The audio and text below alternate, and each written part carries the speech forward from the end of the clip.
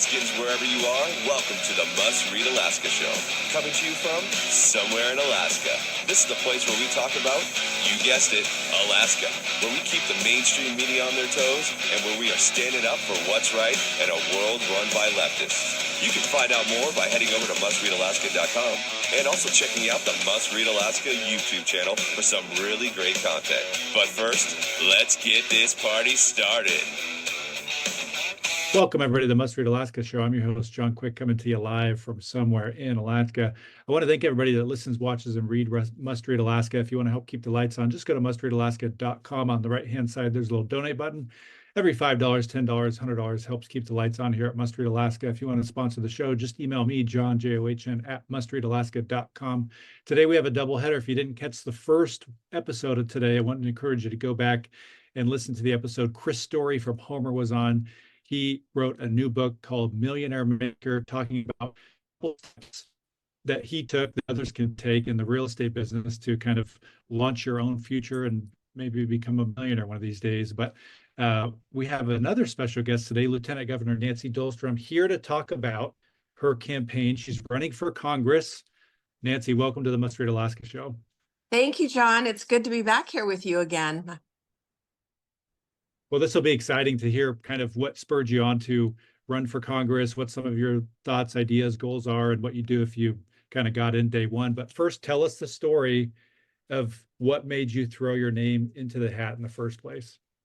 Well, that's a good question. You know, the reason I decided to throw my name in the hat for this particular race is because I've been, like all of us, watching everything that's happening in DC and in our state, and being really highly concerned about what's been happening in DC. I mean, I have kids and grandkids, and I want this country to be great and continue to be great for them.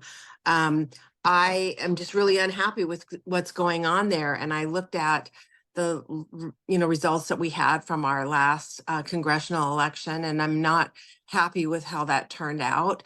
And I said, you know what? I think that the things I stand for and believe in, a lot of people do, and I'm willing to serve, and I'm going to throw my name in the hat and let it be known that I am willing to serve Alaskans in that capacity. My kids are grown.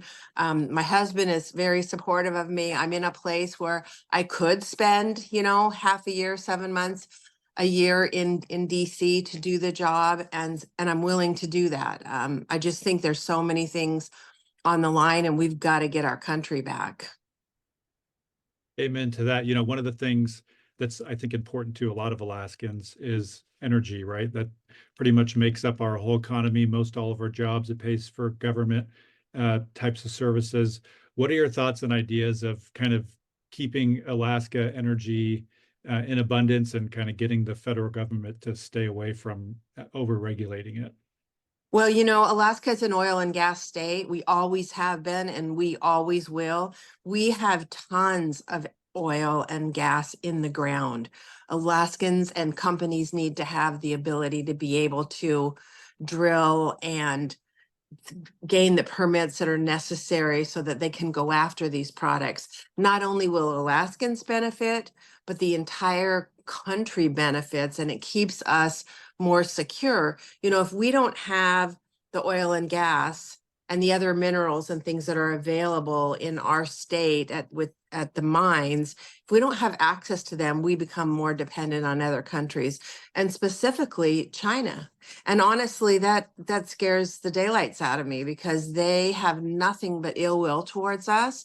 They don't have any good use for us except to destroy us. They couldn't be happier if they, were able to destroy us. And we need to not depend on them for anything. So when I see different parts of our country being shut down, and specifically, Alaska, President Biden has issued over 60 executive orders that have directly been towards the state of Alaska in shutting down our resources. And I jokingly in DC one time said, gosh, it's like he wants to shut our state down. And somebody who was serving in a federal capacity said, that's exactly what he wants.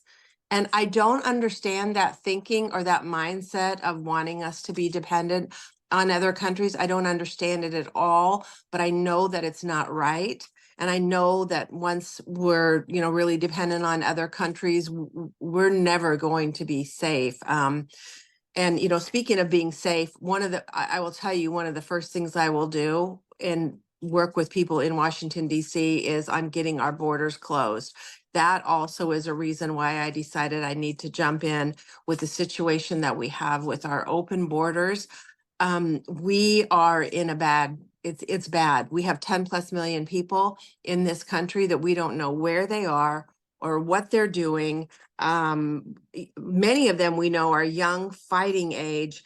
And I mean, that's horrific. That is horrific. And I will tell you, I had an opportunity, spent almost 3 weeks now, to go to Yuma, Arizona, to the border. And I witnessed myself people coming across the border and into our great country. They were young children. There was a lot of young adults, mostly males, but some females, hardly any. I don't think I saw any elderly people, and everybody looked healthy. It was pretty interesting to talk to the officers there, who explained to me that these folks are flown into places like Cancun, and then they're put on air-conditioned buses by the cartel and driven very close to the border wall, and they get out and then they walk that last little bit. And I said, well, that makes sense of why nobody looks like they've broken a sweat or their shoes aren't worn out.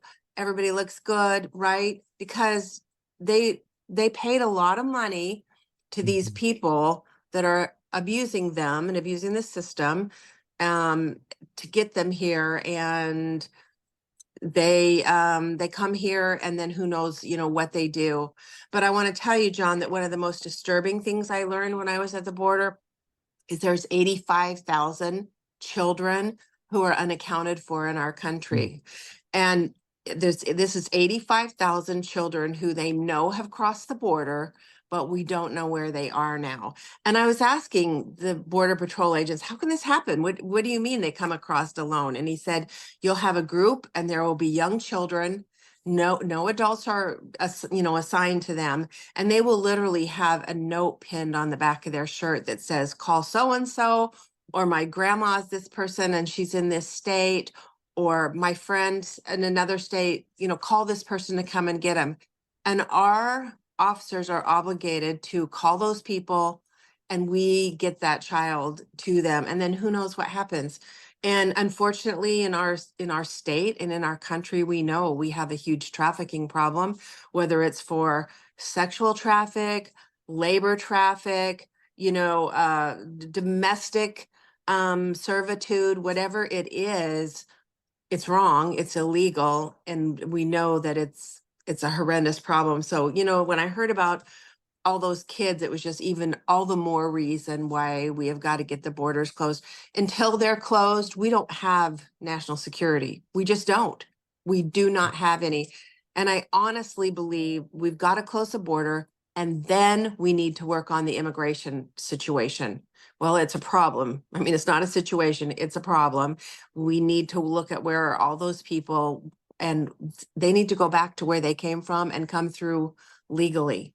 Now, I'm also going to tell you that I think that we could change our immigration process. I think we could make it a little bit easier and a little less time consuming for these folks. When you hear stories of people that have waited 7, 8, 9, 10 years to get here legally, I can understand why they're just so frustrated. But we need and we welcome people to come here, the legal way. But back to your original question, that really played heavy into why I decided to throw my name in. People here in Alaska, I hear it all the time. We're so far away. We're so lucky that we're not affected by this. We are affected by it. Ask anybody in the medical field how many people they are treating that have no identification, people that are in the hospital delivering babies or having services that can't speak the language, have no identification. The medical people will say they're undocumented folks. And you know what, even worse than that, a lot of them are bringing drugs into our country. And the fentanyl problem in this country is huge and out of control. Our state, as you know, had the highest increase in fentanyl deaths last year per capita. And that is totally unacceptable. When I was watching these people come across the border. I watched the agents give them a pat down. Now, one of the positions that I have held is as Commissioner, Department of Corrections, and I know what a proper pat down is. And what I saw was not a proper pat down. It was more of a running your hand down their arm and down the outside of their leg to the knee, and then they were done.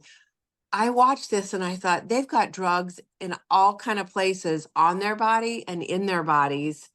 And that's making its way up here. You know, law enforcement, whether it's a federal or our state troopers or local police departments, all say that when they make these big busts, they can trace that fentanyl and those heavy drugs back to someone that came across the border. And so, you know, that's going to affect all of us. Everybody is being affected by this. And so, you know, like I said, I am willing to, and I love this state. This is my chosen home. I came here for a vacation and decided to stay, and it's been 40 plus years.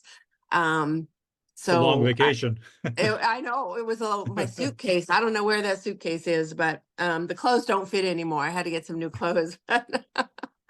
You know, I have to share, there's another thing I learned that affects Alaskans too, that's going on at the border. And that is when people come across and they go into these fields where all the produce and everything is, and then if they lay down in it, or even if a dog or a cat goes and urinates on this produce, there's such a thing as a 5-foot no harvest law, that the farmers have to destroy everything at their expense.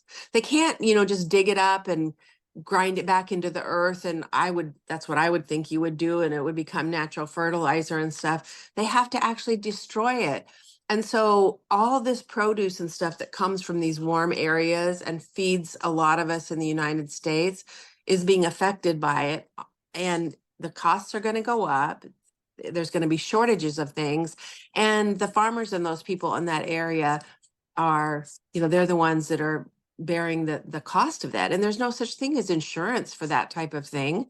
And these are also the same people that go to bed every night and put out water and snacks on their porches, hoping that when people come through in the night, that they'll just take that and move along and not break into their home, which is a huge problem, you know, in that area, I learned. And so, you know, you can tell I'm pretty revved up about what I saw. I don't know how anybody could see that and not just know that we have got to make changes in our country. And that's something day one we have to start working on, is closing that border.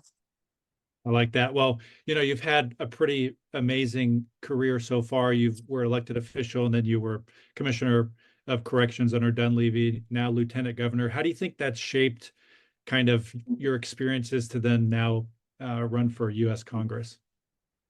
Well, you know, every single position I've been blessed to be able to serve Alaskans in has just been incredible. I have not only learned so much, but every time you learn more and more ways that you can help people and make this a better state, a better place. And one of the things that I think is great is I love being able to show people how they can be part of the process, get them excited to be part of the process, and let them know how critical, you know, it is that they do get involved. I mean, it's just, you know, for those of us that are really involved in this process, you know, we hear things like your vote is so critical. We know this stuff, but sometimes people don't feel as enthused as we do. And it's fun to be able to, and it's satisfying too, to be able to explain to people how important their participation is. And what I hear a lot of times, whether it's from kids, but especially adults, is it just doesn't matter what I think, or, you know, my vote doesn't really matter, or I was busy, so I'm just not going to go. And I've explained different ways and different time, you know, look at this race where this person won by 4 votes, or this person lost by 7 votes, or, you know, we had somebody a couple years ago that won by 1 vote. And they Vote. Somebody recounted, won yeah, by 1 vote. yeah, they recounted it 3 times and it came out the same in one vote. Can you imagine if you're in that district and your person is the one that lost and you didn't go vote? I just, you know, it's a privilege that we have in this country to have a right to be able to elect our leaders and to be able to participate in the process. And I'm the first to acknowledge that sometimes it's frustrating. It can be really frustrating. But we have to stay involved. And I think that we have so many wonderful things in our state and in our country. We are at risk of losing some of these things that we value, I believe, because of things that have been happening in Washington, D.C. And we've got to turn some things around now. Yeah, I agree with you there. So, you've had some pretty stellar endorsements. I'm sure that they've been awesome to kind of see come through. Talk to me a little bit about what that means to you to get, the Speaker of the House of the U.S. Congress to endorse you, the majority leader, things like that. Governor Dunleavy. What does it mean for folks like that to come through and endorse you? Well, I'll tell you what, it's so it has almost been overwhelming, even at a few times, even thinking about these folks and my respect for them and the sacrifices that they make for our state and our country. I went into this race just knowing that I'm going to just put myself out there, what I am, who I am, and I want to serve. I'm willing to serve, and if I'm hopeful that people will know that I am sincere, and it's been best to just. It's just best for everyone to be themselves, right? And so as I've met with some of these great leaders, I've just gone in there and it's like, what you see is what you get. This is me. And, I think it's the same with them too. I think that they get put up on a pedestal a lot, but they're pretty normal people. And we all put our pants on in the morning the same way, right? And I always say, we all look a little bit funny in the morning when we wake up. And so it's been truly an honor to talk with these folks, and I think I've learned something from all of them. I've appreciated their encouragement and their enthusiasm, and it's also been neat to learn how they started.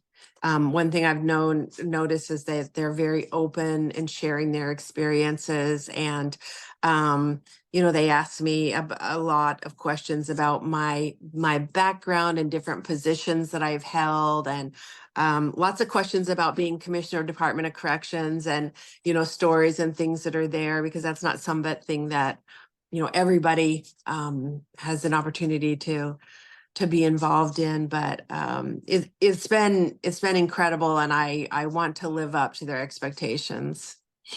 That's awesome. So let's say it's, day one in office, you get elected. What are some of those first things you're going to do, first day, first week, first month, that are going to be top priority for you? Well, I'll tell you what, right after getting elected, one of the first things that usually happens in any political organization is that you caucus and you have committee assignments, and there's leadership, chosen, and those types of things. And so, there's several areas that are really critical to Alaska. I mean, obviously anything to do with military and veterans affairs, anything to do with resources, anything to do with transportation. I'm pretty interested also in the Ways and Means Committee, which I know it would be hard for a freshman to be on there, but anything that has to do with keeping us from being unnecessarily taxed is, I think, important. And so that's why that committee jumps out. But I just look forward to serving, and I look forward to being a conduit between Alaskans and people in DC, and fighting for Alaska. I personally am hopeful that we have a different president in November, and I'm hopeful that it's President Trump.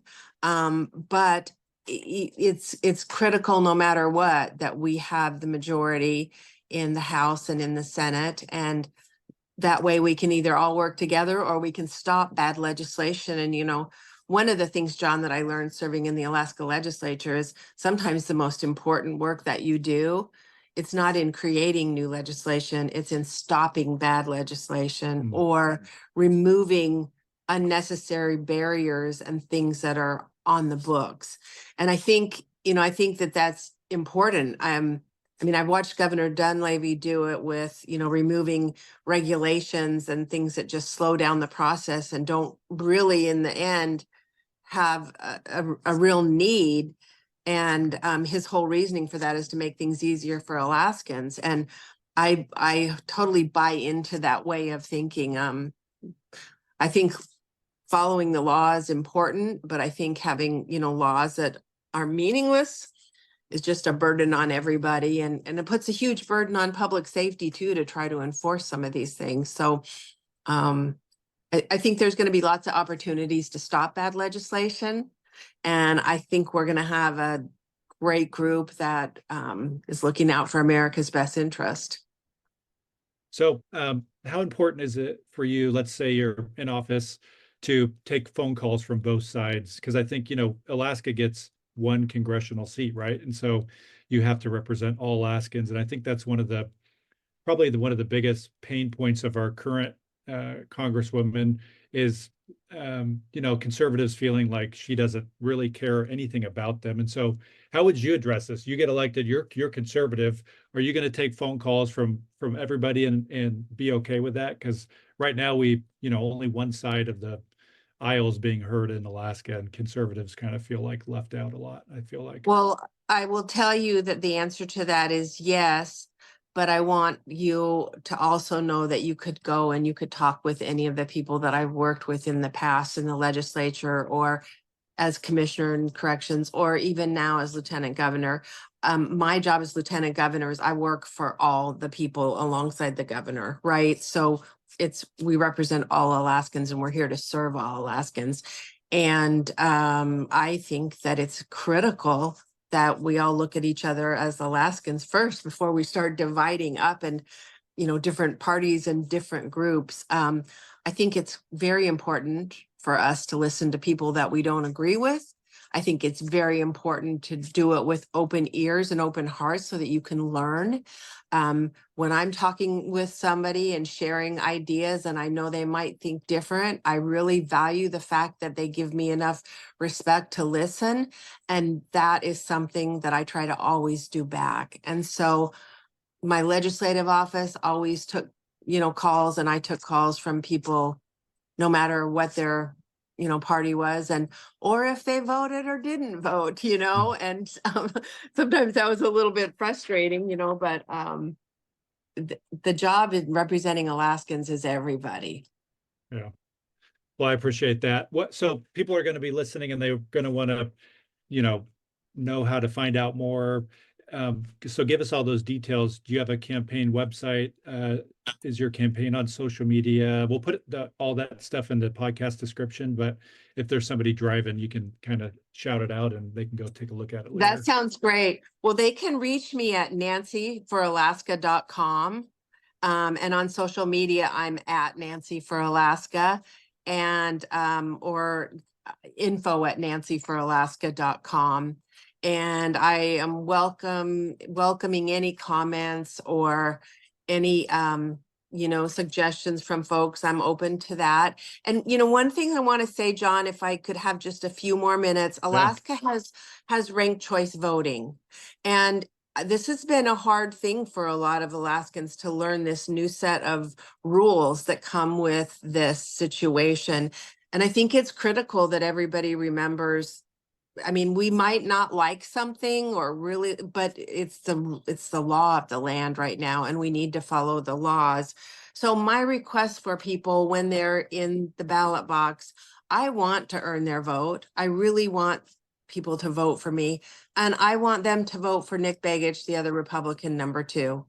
But if they happen to be Nick supporters, fine. I want them to vote for me, number 2.